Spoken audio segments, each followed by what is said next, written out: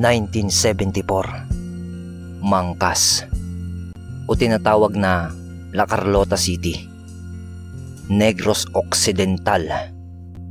Ang pag-ibig ay sadyang ganyan. Karanasan ito ni Patricia at ni Carpio na ang angkan ay magtutubo ng mga panahong ito. Mga kabagis, umpisahan ng pagganahin ang ating mga imahinasyon. Mag-subscribe po kayo sa channel. Salamat. Edad 22. Edad 22 na noon si Patricia nang maranasan niya ito.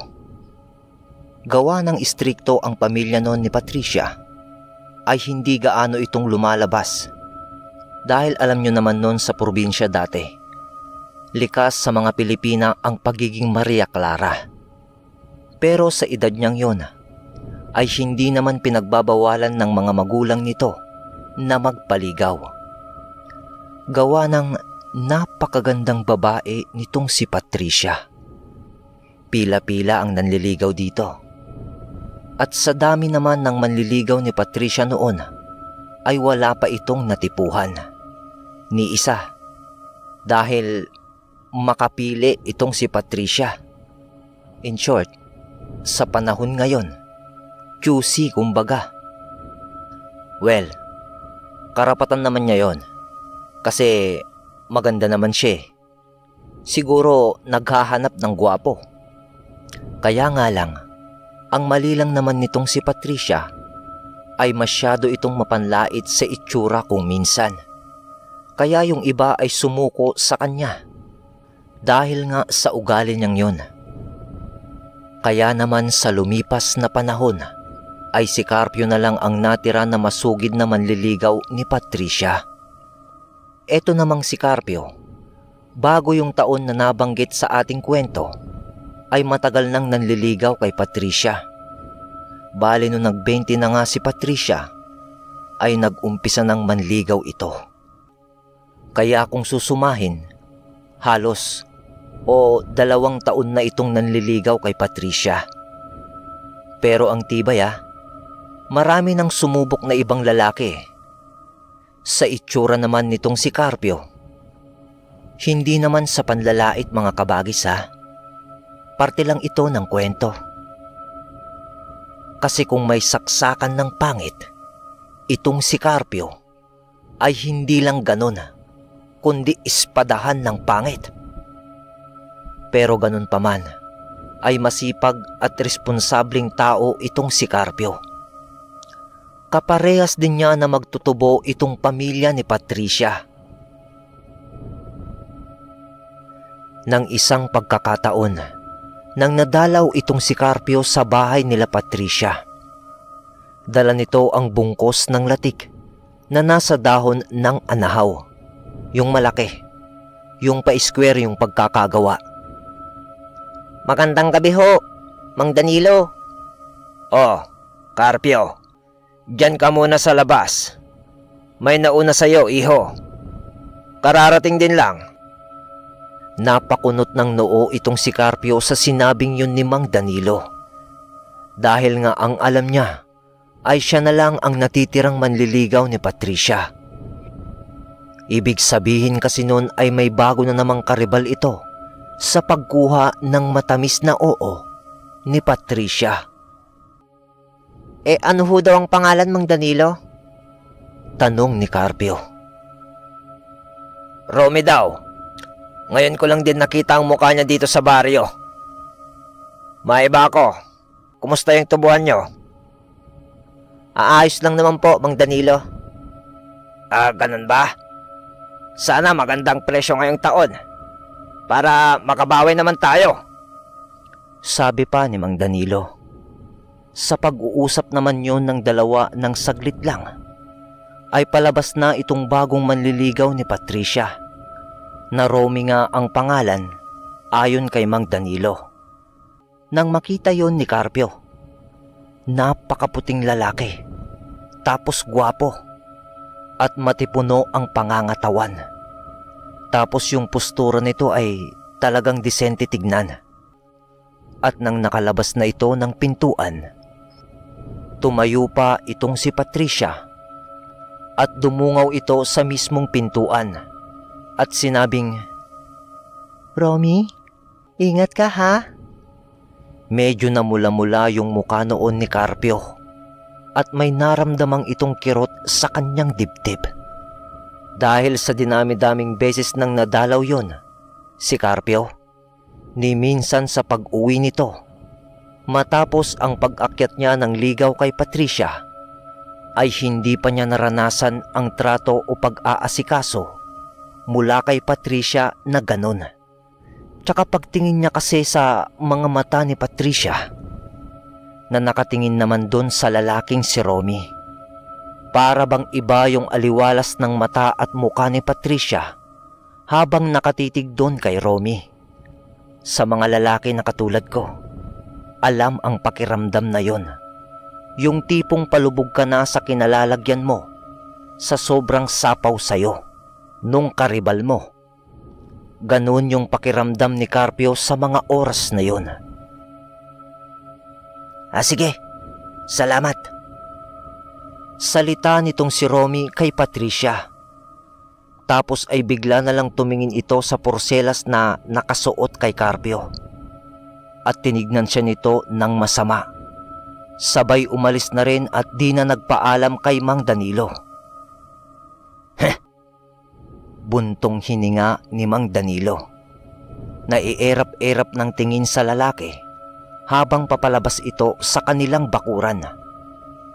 At nung nakaalis na ito, Patricia, ayaw ko yung lalaking yun Mukhang bastos.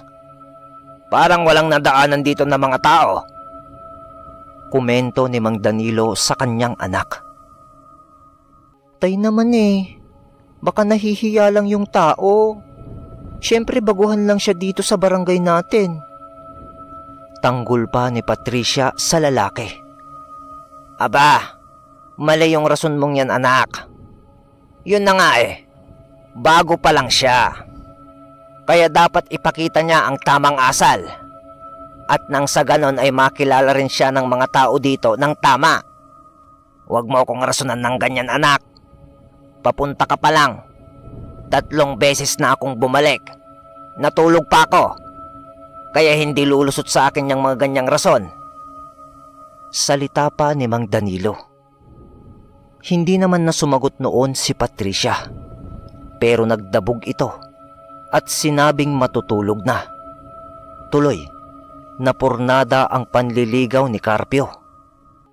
Nako, kabataan talaga, oo. Salita ni Mang Danilo. Pasensya ka na, Carpio. Di bale, marami pa namang araw. Balik ka na lang. Dagdag pa nito. Tsaka wag mo nang isipin yung nakita mo. Ha? Ano po bang nakita ko, Mang Danilo? Carpio, pinagdaanan ko rin ang panliligaw. Kaya tinitignan ko pa lang ang mga mata mo kanina. Alam ko na ang sinasambit nito. Sige, para lumubag naman ang loob mo. Gusto kong malaman mo, naboto naman ako sa'yo, iho. Dahil matagal na kitang kilala. At alam kong responsable kang tao. Yun lang naman, Carpio Hindi naman importante kung gwapo ang mapapangasawa ng anak ko. Ang mahalaga sa akin ay yung mabubuhay siya ng maayos at ang magiging pamilya nito. Salita ni Mang Danilo, sabay akbay sa balikat ni Carpio at medyo piniga-piga ni Mang Danilo yung balikat niya. Hindi na noon nakapagsalita pa si Carpio dahil parang mababaw lang naman yung mga sinabing salita ni Mang Danilo. Kaso makahulugan ang mga yon at tagos sa nararamdaman niya. At nung nagpaalam na si Carpio, iniwan na lang nito yung dala niyang latik kay Mang Danilo para maibigay kay Patricia. Lumipas ang linggo at araw. lalong nadagdagan ang manliligaw ni Patricia. Bale meron pang nadagdag na 2 na manliligaw nito. 4 na sila niyan.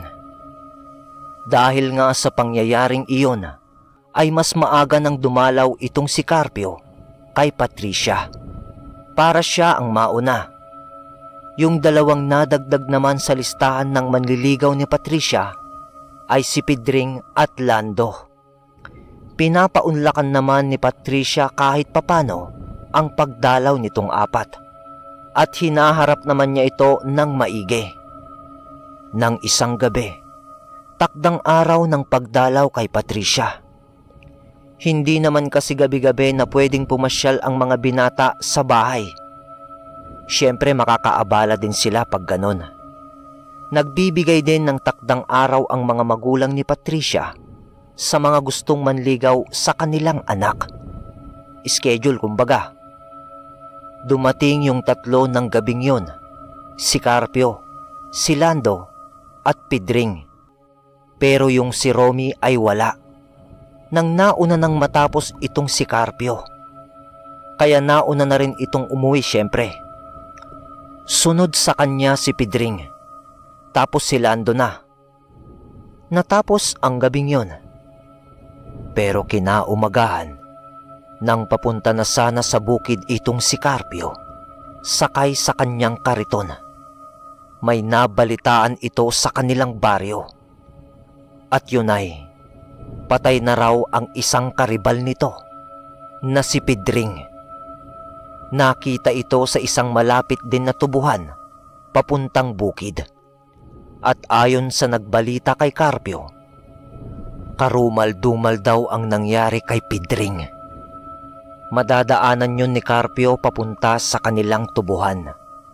Kaya nung makita niya ang kumpulan ng tao sa gilid ng daan, alam niyang doon yung sinasabi nung nagbalita sa kanya. Kaya tiyak, baka bangkay na nga ni Pedring yung pinag-uusyosohan ng mga tao doon. Sa pagtigil ng kalabaw at paglapit ni Carpio doon sa mga nagkumpulang tao, nakita niya ang bangkay ni Pedring. At talagang hindi mo masisikmura ang tignan ang bangkay nito. Dahil wak-wak ang tiyan nito at marami itong marka ng kalmot sa kanyang katawan. Parang malalaking tagayon ng itak. Kung titignan mo yung lalim ng mga kalmot, pero hindi. Kasi ang hinala ng iba, isang mabangis na hayop ang may gawa nun kay Pedring. O di kaya naman daw ay isang aswang.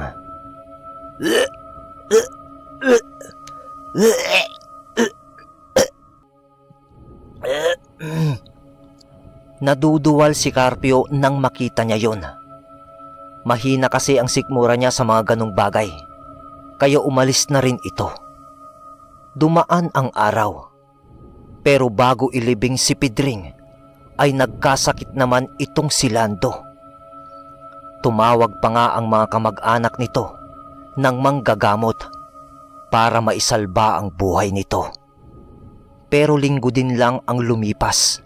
Pagkatapos mailibing ni Pedring, ay namatay na rin si Lando. At ayon sa manggagamot, isang malakas na mangkukulam ang gumawa nun kay Lando. Hindi yun ordinaryong mangkukulam, sapagkat hindi kinaya ng manggagamot iyon, dahil hindi yun naagapan kaagad. At sabi pa niya, maaaring lahi ng aswang ang mangkukulam na may gawa nun kay Lando. At hindi lang yun, sa taas ng karunungang kaliwa ng gumawa nun kay Lando, sigurado yung manggagamot. Matandang-matanda na yung aswang na yon, dahil hindi raw nito makakamit ang ganong klase ng puder sa kaliwa kung hindi ganon katagal ang panahon na ginugol niya sa karunungang tangan nito. Sunod-sunod ang mga di kaaya-ayang balita sa baryo nila Carpio. Dahil nang sumunod na gabi, Sa takdang araw naman ng panliligaw ni Carpio kay Patricia, naabutan ni Carpio na sarado ang pintuan nila Patricia. Pero nakasindi pa naman yung ilaw, kaya minabuti ni Carpio ang magbakasakali. Sayang din naman kasi yung pagpunta niya doon. Tao po! Tao po! Magandang gabi! Tao po! Mang Danilo! Katok ni Carpio na pagbabakasakali na pagbuksan siya. Nang parang walang nakakarinig kay Carpio, nahiya na itong kumatok ulit. Kaya tumalikod na ito at uuwi na sana. Kaso pagtalikod niya ay may nagbukas ng pinto. Oh, Carpio, ipagpahumanhin mo. Abala kasi kami dito sa loob. Magandang gabi po, Mang Danilo. Bati muna nito kay Mang Danilo. Magandang gabi rin, Carpio. Pasensya ka na dahil may sakit si Patricia ngayon, kaya hindi kanya mahaharap. Eto nga't nandito si Ingkong Binoy.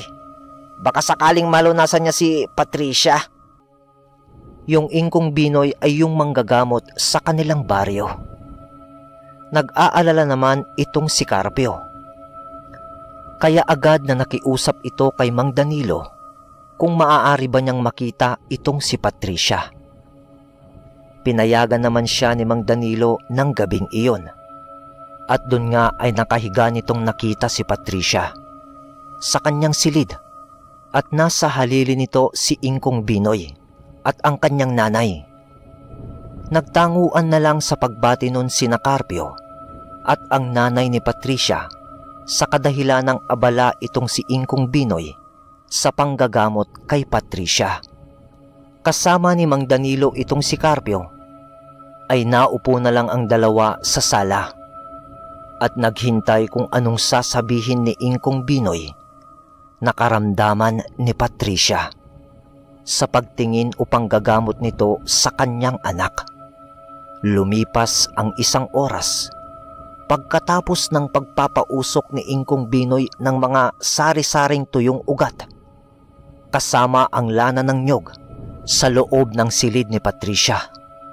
Isinarado pa nga yung pintuan para hindi masyadong makalabas yung usok. Kasabay nun ang sari-saring inkantasyon mula kay Ingkong Binoy na naririnig naman ni Carpio at Mang Danilo sa sala. Pagkatapos nun ay narinig nila na humiyaw itong si Patricia. Napatayo ang dalawa at agad na binuksan ni Mang Danilo ang pintuan sa silid ni Patricia. At doon ay nakita ni Carpio at Mang Danilo ang asawa nito na punong-puno ng pag-aalala sa mukha niya, na nakatingin kay Patricia. At nung nakita naman nila si Patricia, kumulubot ang mukha nito at tumanda na yung itsura. Wala na yung napakagandang mukha nito na pagkadalaga. Gulat, gimbal at sobrang pangamba ang naramdaman ni Carpio at ni Mang Danilo kasama ang kanyang asawa, dahil yung mukha ni Patricia ay parang umabante ng edad 70 sa pagkatanda. Ingkong Binoy, anong nangyari sa anak ko? Tanong agad ni Mang Danilo na bakas ang sobrang pag-aalala sa mukha nito. Huwag kang mag-alala, Danilo. Hindi pa siya lubusang magaling, pero nagawa ko ng agapan ang kulam na gawa sa kanya. Kulam? Kulam kanyo? Kulam kanyo, Ingkong Binoy? Oo, isa itong paraan ng pang-aaswang upang mapasunod ang inyong anak nang may gawa nito sa kanya, sa kanyang kagustuhan. Hindi ito lalayo sa gayuma, pero mas malala pa ito sa yanggaw, dahil pilit na itinatali ng mangkukulam ang kaluluwa ng inyong anak sa kaliwang panig upang maging kauri niya ito. Dahil buong kaluluwa ni Patricia ang nakasalalay dito. Kaya ganito ang epekto sa pisikal na katawan ng anak nyo. Tumanda ang itsura niya dahil pilit na hinahatak ng mahikang itim ang kaluluwa nito sa pamamagitan ng panahon sa ibang dimensyon. Naputol ko na ang sinulid ng aswang na mangkukulam. Hindi pa lubusang magaling ang anak nyo. Danilo, may ideya ba kayo kung sino ang may gawa nito sa anak mo?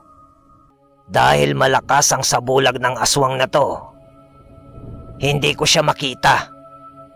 At nangangamba ako na sa mga susunod na araw ay gagantihan na niya ako. At isa lang ang tutunguhin ko.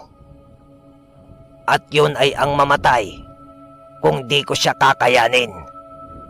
Masakit mang tanggapin.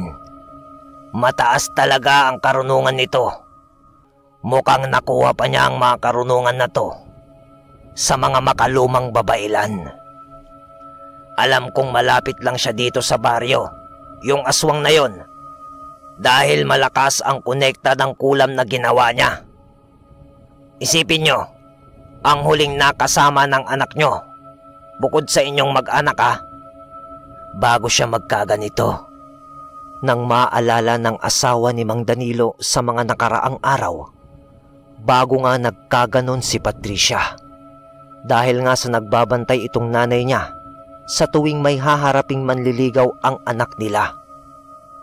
Sa mga panahon kasi nun, yun bang bawal dumikit ni dulo ng daliri ng babae o yung iba pang parte ng katawan nito sa isang binata? Dahil pag nangyari yon, sigurado, kasalan na agad. At ang huling ang pumunta sa kanilang bahay upang manligaw kay Patricia ay walang iba kundi si Romy. Nako, yun ba yung bagong lipat sa baryo? Nagaling daw ng Leyte. Hindi namin alam na galing pala ng Leyte yon. Salita ni Mang Danilo. Punyeta! Sinasabi ko na may mali sa lalaking yon. Agad na nagpuyos ng galit itong si Mang Danilo at kinuha nito ang panabas niya ng tubo. Papalabas na ito ng bahay para sumugod doon kay Romy. Pero yinakap siya ng kanyang asawa. Romy! Romy! Maghunos dili ka! Baka makapatay ka ng tao! Hindi pa tayo sigurado kung siya nga talaga yun. Bakit, Sarah? Sarah ang pangalan ng nanay ni Patricia. Hindi mo ba napansin na mula nung dumating yung roaming yan sa baryo natin, may mga kaganapan na hindi na maipaliwanag dito? Tama ka nga, Danilo. Salita ni Ingkong Binoy. Pero Danilo, kailangan muna nating unahin ang pagsasalba sa buhay ng anak mo. May kailangan tayong isang bagay. Ano ho yun, Ingkong Binoy? Itim na pandakaki. Kailangan ko yun upang mapagaling ang inyong anak. Sa pagkakataong iyon, hindi alam ni Carpio at ng pamilya ni Patricia kung hiwaga ng pagkakataon ang nangyari ng gabing yon. Dahil ang porselas ni Carpio ay gawa sa pandakaking itim. Nabigay rin ng kanyang ina sa kanya. Ang alam lang ni Carpio noon ay anib lang yon para sa mga masamang elemento. Pero malakas din pala ito sa panggagamot, sa mga karamdamang espiritual, kung alam mo lang gamitin ito, kasama ng mga sari-saring orasyon o ritual. Sa porselas na yun ni Carpio, yun din siguro yung dahilan kung bakit hindi siya nagagalaw ng pangungulam o ni Romy, kagaya ng nangyari sa mga karibal nito. At nang gabi nga na yon, ay binaklas ni Ingkong Binoy ang porselas ni Carpio at ginamit niya ito na sangkap sa kanyang ritual para tuluyang pagalingin itong si Patricia. Nagimbal si Carpio at ang pamilya ni Patricia dahil pagkatapos ng mahabang oras ng gabing iyon, sa pagkulubot ng muka ni Patricia ay unti-unti na itong bumalik sa dating tekstura. Bumalik sa normal si Patricia, yung itsura nito. At ayon kay Ingkong Binoy, tuluyan na itong gagaling. Kailangan na lang nito ng pahinga. Kinaumagahan, si Mang Danilo, si Carpio at Ingkong Binoy kasama ang ibang kalalakihan sa baryo na may hawak-hawak na tag-iisang panabas ng tubo. Sumugod ang mga to sa bahay nung si Romy. Pero wala na silang naabutan na Romy doon. At nung pinasok nila ang bahay, napakasangsang ng amoy, kasabay ng lansanon. At may mga bahid-bahid pa ng mga tuyong dugo sa mga papag dun sa loob.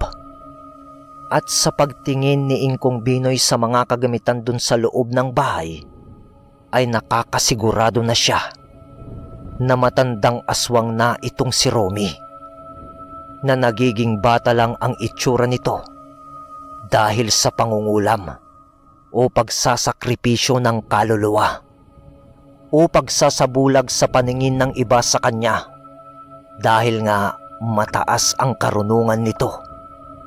Kaya ang makisig at ang matipunong katawan na nakikita mo sa taong yon ay isa lamang panlilinlang o pandaraya ng paningin. Muntik na si Patricia.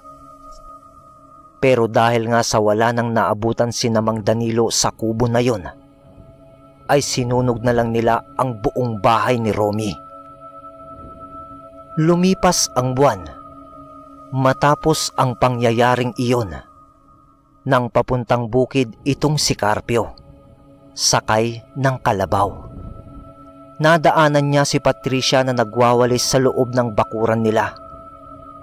Pero as usual, sa mga panahon na yon, balot na balot ito ng damit. Tapos ay yung palda nito ay halos abot hanggang sakong. Yung tipong paalang yung makikita mo.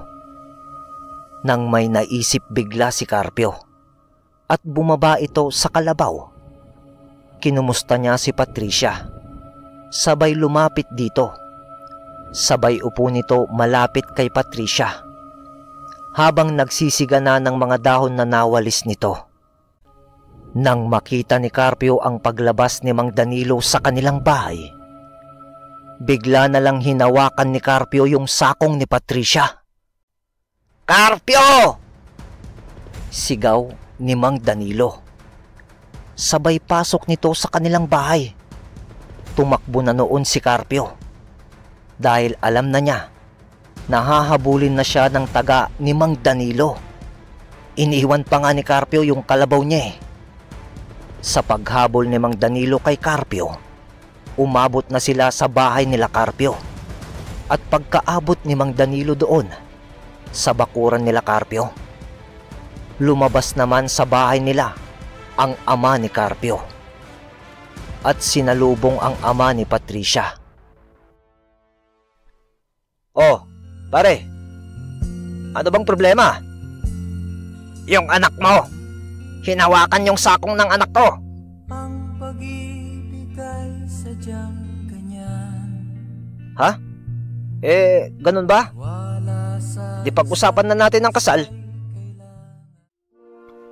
Doon nga ay ikinasal si Patricia at Carpio. At sa paglipas ng panahon, ay minahal na rin ni Patricia ang kanyang asawa na si Carpio, na nagkaroon ng karibal na isang aswang. Ang pag-ibig ay sadyang Alright, ang tindi nun. Ang ganda ng kwento.